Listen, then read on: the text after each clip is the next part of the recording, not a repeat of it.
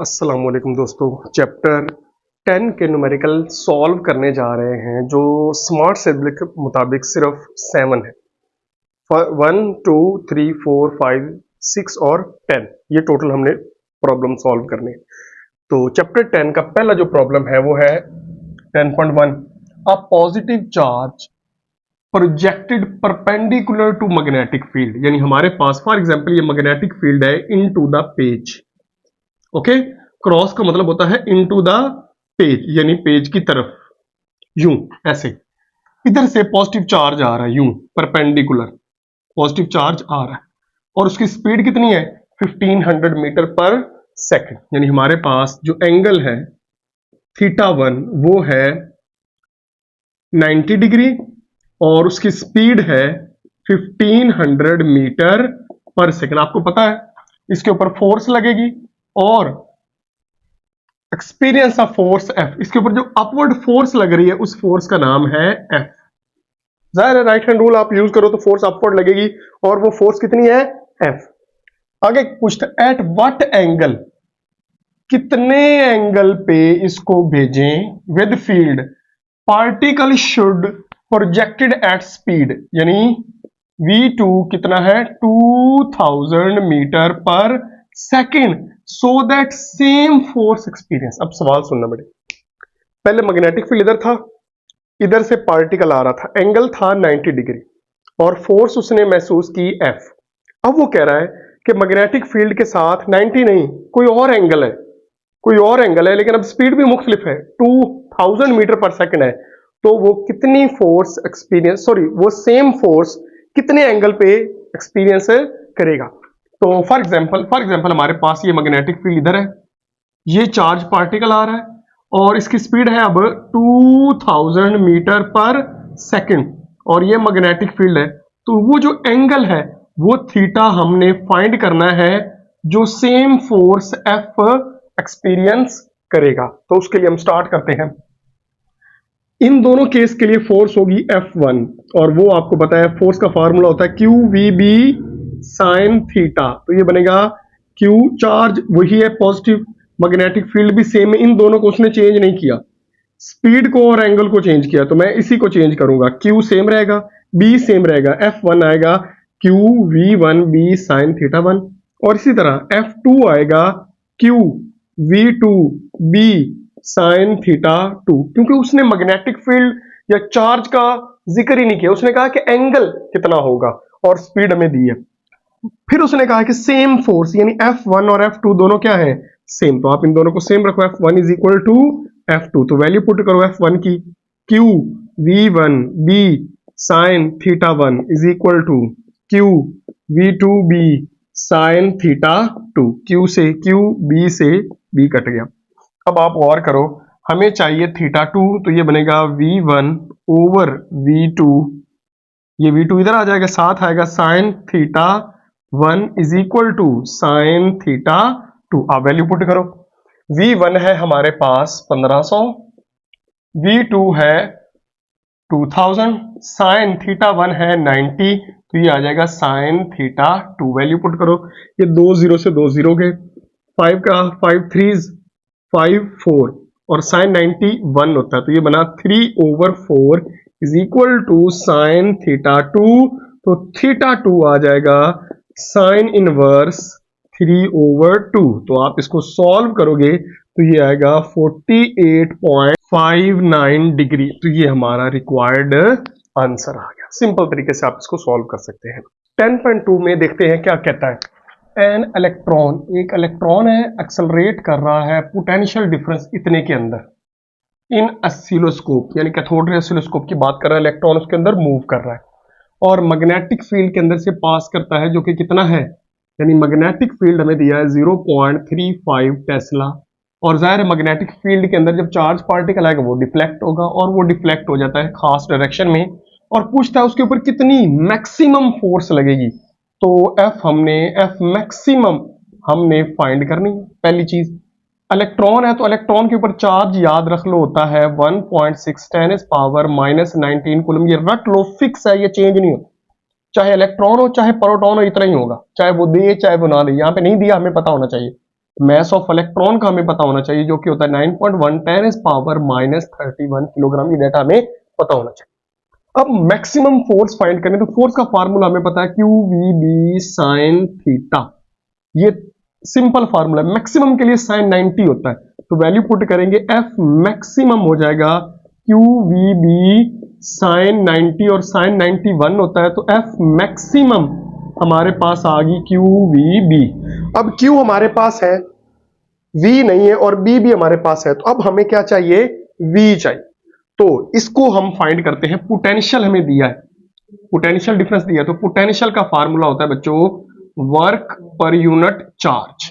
Work energy है और यहां पे चार्ज पार्टिकल मूव कर रहा है, तो मूव कर रहा है तो काइनेटिक एनर्जी आएगी ओवर चार्ज। ओके, यानी इलेक्ट्रॉन या चार्ज जो भी कर रहे हो, चलो चार्ज ही रहने देते हैं, मसला ना हो आप, ये इधर चला जाएगा QV, और काइनेटिक एनर्जी का फार्मूला है हाफ mv²। तो यहां से आप V निकालोगे 2VQ, ये ओवर m, और इधर V² है तो अंडर रूट लेना पड़ेगा, तो ये हमारे पास वेलोसिटी है।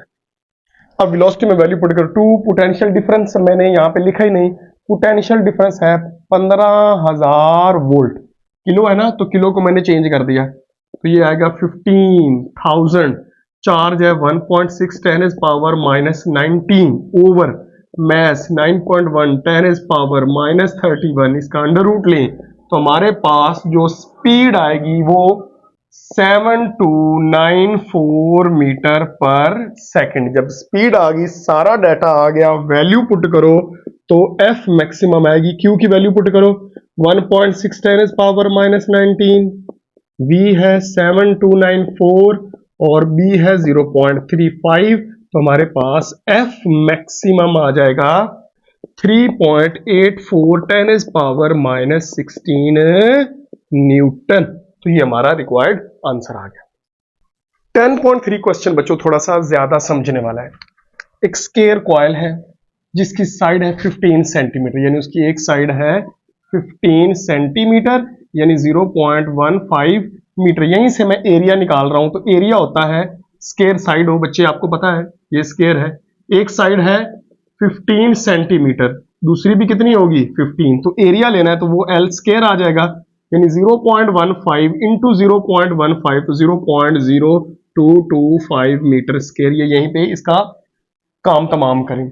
कंसिस्ट ऑफ 16 टन्स, यानी नंबर ऑफ टन्स इसमें है 60 टन्स, ये इसमें है नंबर ऑफ टन्स, यानी हमारे पास इस तरह, जिस तरह नहीं ये नंबर ऑफ टन्स होती सर्कुलर कॉइल की, इस तरह इसकी टन्स जो है वो कितनी है 60। ये मैंने इधर 16 लिख दिया, ये 60 कर लें, 60 turns. Initially magnetic field 0.8 tesla, यानी यहाँ पे जो मैग्नेटिक फील्ड है वो है 0.8 tesla, such that plane of coil is perpendicular. बच्चों यहां पे समझना, ये है प्लेन ऑफ कॉइल, ये स्केयर का, और यूं मैग्नेटिक फील्ड आ रहा है, और इसके साथ जो एंगल बन रहा है वो 90 डिग्री है प्लेन के साथ। लेकिन यहां पे जो एंगल हमने देखना है वो एरिया वेक्टर के साथ देखना है। ये एरिया है तो एरिया वेक्टर यूं होगा, इस प्लेन के साथ जो 90 का एंगल बनाए, तो इधर से मैग्नेटिक फील्ड आ रहा है, तो दोनों की डायरेक्शन सेम है, दोनों की डायरेक्शन सेम हो तो एंगल 0 डिग्री होगा। याद रखना, यहां पे परपेंडिकुलर बोला है, वो एरिया के साथ बोला है, एरिया वेक्टर के साथ एंगल 0 होगा। तो यहां पे जो इनिशियली एंगल होगा θ1 वो होगा बच्चे याद रखना 0 डिग्री। परपेंडिकुलर की बात की है, एरिया की बात की, एरिया वेक्टर पैरेलल होगा। फिर वो कहता है नाउ कॉइल का जो प्लेन है वो शिफ्ट किया जाए और थीटा हो जाए 230 डिग्री 2 सेकंड में, तो टाइम कितना लगा 2 सेकंड। तो हमने इंड्यूस्ड ईएमएफ की वैल्यू को क्या करना है फाइंड। तो बच्चे आपको पता होना चाहिए इंड्यूस्ड ईएमएफ जो फैराडेज लॉ में हमने पढ़ा वो होता है N delta phi over delta T. तो आप इसको गौर करो, N हमारे पास है, हमें डेल्टा फाई चाहिए और T भी हमारे पास है। तो डेल्टा फाई आपको पता होना चाहिए बेटे, वो होता है फाई 2 माइनस फाई 1। तो फाई फ्लक्स है और फ्लक्स का फार्मूला होता है BA cos theta minus BA cos theta. ये थीटा 2 होगा और ये थीटा 1 होगा, सिंपल। लेकिन ये एक कॉइल का है, हमारे पास n कॉइल्स हैं, तो n के लिए यहां से n से क्या कर देना है मल्टीप्लाई, और इधर भी n से क्या कर देना है मल्टीप्लाई। तो तो वैल्यू पुट करोगे तो डेल्टा फाई की वैल्यू हमारे पास आ जाएगी, एन है 60, बी है 0.8, एरिया है 0.0225, कॉस और थीटा 2 हमारे पास है 30 डिग्री, माइनस, क्लियर हो गया ना बेटे, माइनस एन 60 अगेन 0.8 और 0.0225 और cos 0। आप इस सारी वैल्यू पुट करें तो डेल्टा फाई हमारे पास आ जाएगा -0.142 वेबर। याद रखना फ्लक्स का यूनिट वेबर होता है। तो ये डेल्टा फाई आ गया। अब आप वैल्यू पुट करो, हमारे पास आएगा n 60, ये आएगा -0.142 ओवर 2। तो आप इसको सॉल्व करेंगे तो हमारे पास जो इंड्यूस्ड ईएमएफ आएगी वो आएगी 4.26 वोल्ट। तो इस तरह हमारा ये काम का जो न्यूमेरिकल था वो सॉल्व हुआ। 10.4 बहुत ही सिंपल सा न्यूमेरिकल है, इसको देखते हैं। एक मेटेलिक रॉड है जो मैग्नेटिक फील्ड 0.2 टेस्ला में से पास कर रही है, यानी ये रॉड है और ये मैग्नेटिक फील्ड 2 टेस्ला है उसमें से पास कर रही है और इंड्यूस्ड ईएमएफ पैदा करती है 0.8 वोल्ट, यानी मैग्नेटिक फील्ड है 0.2 टेस्ला और इंड्यूस्ड ईएमएफ पैदा करती है 0.8 volt. Okay, it is required EMF 2.4 volt. अगर हम इस फंक्शन से ईएमएफ पैदा करना चाहते हैं ज्यादा, 0.8 से ज्यादा यानी 2.4 वोल्ट पैदा करना चाहते हैं तो हमें मैग्नेटिक फील्ड को कितना करना पड़ेगा? बहुत ही सिंपल है। तो आप मोशनल ईएमएफ का फार्मूला आपने पढ़ा है, induced EMF is equal to VBL sin theta, हमने पढ़ा है। उसने सिर्फ इंड्यूस्ड ईएमएफ की वैल्यू को चेंज किया और मैग्नेटिक फील्ड की वैल्यू को चेंज किया, बाकी सारे फैक्टर क्या रहे? सेम। ये पहला केस। दूसरे के लिए इंड्यूस्ड ईएमएफ ये हो जाएगी VB2L sin थीटा। ओके, तो आप दोनों को डिवाइड कर दो, बड़ा सिंपल सा न्यूमेरिकल है। तो ये बनेगा VB1L sin theta over VB2L sin theta. आप देखेंगे sin थीटा L और V कैंसिल हो जाएगा, तो ये आएगा E1 over E2 B1 over B2। तो बच्चों यहां से B2 की आप वैल्यू फाइंड करो तो B2 हमारे पास आ जाएगा B1 इंड्यूस्ड ईएमएफ 2 ओवर 1। तो ये हमारा आंसर, यहां पे वैल्यू पुट करो तो हमारे पास B1 की वैल्यू पुट करें अगर तो वो आता है 0.2 और इंड्यूस्ड ईएमएफ 2 यानी 2.4 ओवर E1 जो हमारे पास है 0.8। तो ये हमारे पास आ जाएगा मैग्नेटिक फील्ड B2। तो B2 हमारे पास आता है 0.6 टेस्ला। तो ये बच्चों हमारा सिंपल सा आंसर है। अगर मैग्नेटिक फील्ड 0.2 हो तो इतनी इंड्यूस्ड ईएमएफ पैदा होगा, अगर मैग्नेटिक फील्ड को बढ़ा दे, इतना कर दें तो 2.4 वोल्ट पैदा हो। ओके, तो बच्चों ये जो 5 न्यूमेरिकल है थोड़ा सा लंबा होने वाला है लेकिन है सिंपल। स्टार्ट करते हैं। एक कॉपर रिंग हैज रेडियस, एक कॉपर रिंग है जिसका रेडियस साथ साथ डाटा लिखते जाए 4 सेंटीमीटर यानी 0.04 मीटर है और उसकी रेजिस्टेंस है 1 मिली ओम यानी 1 into 10⁻³ ohm. Magnetic field perpendicular to the plane है यानी एंगल 0 है, लिख देते हैं थीटा 0 डिग्री है। Increase from magnetic field B1 है 0.2 टेस्ला और B2 है 0.4 टेस्ला। आप यहाँ पे यहीं पे डेल्टा B फाइंड कर लो, B2 माइनस B1 तो वो आएगा 0.2 टेस्ला, यानी इसमें से इसको माइनस कर दो, मैं कर देता हूँ B2 माइनस B1 तो ये 0.2 टेस्ला आ गया और टाइम लगा उसको 5 into 10⁻³ second. What current should pass? तो I की वैल्यू हमने क्या करनी है? फाइंड। तो बड़ा सिंपल है, I हमारे पास होता है E ओवर R। आप देखो बेटे R हमारे पास है, अब हमें क्या चाहिए? E चाहिए। तो E के लिए हम जानते हैं हमारा formula N delta phi over delta T। एक कॉपर रिंग है तो N की जगह आ जाएगा 1, T भी दिया। अब हमें क्या चाहिए? Again delta phi. तो डेल्टा फाई के लिए हम यहां पे लिखते हैं delta phi is equal to होता है BA cos थीटा, हमने पढ़ा है। B के साथ में लगा रहा हूं डेल्टा क्योंकि यहां पे हमारे पास मैग्नेटिक फील्ड डेल्टा B है, तो डेल्टा B की वैल्यू पुट करो 0.2। A हमारे पास नहीं है लेकिन रेडियस है, तो जो रिंग होती है उसकी जो वायर है उसका एरिया होता है पाई r स्क्वायर और cos 0। ओके, cos 0 डिग्री आएगा। आप यहाँ पे डेल्टा फाई की वैल्यू निकालेंगे तो हमारे पास डेल्टा फाई, मैं दोबारा वैल्यू पुट कर दूं 0.2, पाई होता है 3.14, r है 0.04 का स्क्वायर और cos 0 होता है 1। आप यहां से डेल्टा फाई की वैल्यू निकालोगे बच्चों, 10 इंटू 10 इज पावर -4 वेबर, ये डेल्टा फाई की वैल्यू आ गई। अब इसके अंदर पुट करो तो हमारे पास आएगा n delta phi over delta T की जगह डेल्टा फाई की value 10 into 10 is power -4 over 5 into 10 is power -3। तो इंड्यूस्ड ईएमएफ हमारे पास आ जाएगी 2.01 10 इज पावर -1 वेबर। तो अब हम ये अगर आ गया है तो आई फाइंड कर सकते हैं, जो कि सिंपल होता है E ओवर आर, यानी 2.01 10 इज पावर -1 ओवर आर की वैल्यू है 1 इंटू 10 इज पावर -3। तो आई हमारे पास बच्चों आ जाएगा 201 एम्पेयर, यानी इतना ज्यादा करंट उसमें से पास करेगा।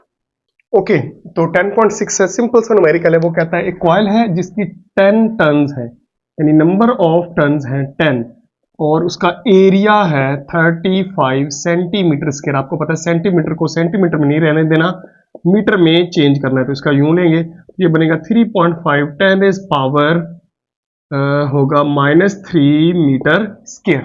ओके, इसको सॉल्व कर लेने इतना आ जाएगा।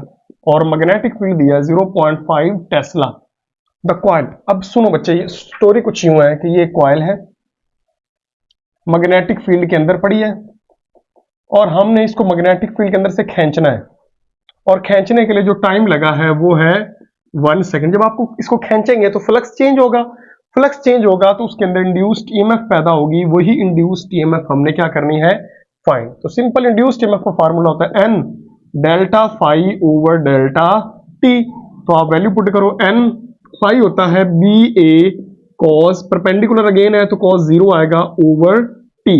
आप वैल्यू पुट कर दो तो इंड्यूस्ड ईएमएफ आ जाएगी, n की जगह आएगा 10, b की जगह आएगा 0.5, एरिया है 3.5 10 इज पावर -3, और cos 0 1 होता है ओवर 1 सेकंड। तो हमारे पास इंड्यूस्ड ईएमएफ आएगी 17.5 10 इज पावर -2 वोल्ट। तो ये बड़ा सिंपल सा न्यूमेरिकल था, सॉल्व कर लें। ये वाला जो न्यूमेरिकल है 10.10 और 4 दोनों सेम है, बस डेटा का डिफरेंस है, बाकी सारी चीजें सेम है, आप पहले कर चुके हैं। तो स्टार्ट करते हैं। इंड्यूस्ड ईएमएफ है हमारे पास 0.5 volt of metallic rod moving through a magnetic field of 0.4 Tesla, यानी एक रॉड है जो मैग्नेटिक फील्ड के अंदर मूव कर रही है, और उससे जो मैग्नेटिक फील्ड पैदा हो रहा है वो मैग्नेटिक फील्ड उसका है 0.4 टेस्ला, और ईएमएफ पैदा हो रही है 0.5 वोल्ट।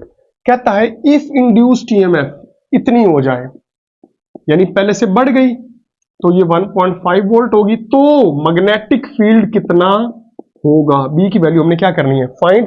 अगेन बाकी सारे फैक्टर सेम है, तो इंड्यूस्ड ईएमएफ का फार्मूला होता है VBL sin थीटा, ये और ये चेंज होंगे, बाकी सारे सेम रहेंगे। इसी तरह इंड्यूस्ड ईएमएफ 2 होगी VB2L sin थीटा। तो बेटा ये बिल्कुल सिंपल, दोनों को डिवाइड कर दो पहले की तरह, तो ये आएगा VB1L sin theta over VB2L sin theta. आप सारे फैक्टर को कैंसिल कर दें तो E1 over E2 is equal to B1 over B2। Again B2 हमें चाहिए तो ये बनेगा B1 E2 ओवर E1। आप वैल्यू पुट करें, B1 हमारे पास है 0.4 और हम चाहते हैं कि ये हो जाए 1.5, तो जो E1 है वो है 0.5, तो आप देखेंगे कि ये बढ़ जाएगी और ये कितनी हो जाती है 1.2 टेस्ला। देखो बच्चों, मैग्नेटिक फील्ड अगर 0.4 से 1.2 करेंगे तो ईएमएफ 0.5 से 1.5 हो जाएगी। तो ये बेटा सिंपल सा हमारा न्यूमेरिकल था। इसके साथ ही हमारे स्मार्ट सिलेबस के सारे न्यूमेरिकल जो हमने 7 करने थे वो कंप्लीट हुए। मिलते हैं किसी और वीडियो में, तब तक के लिए अल्लाह हाफिज।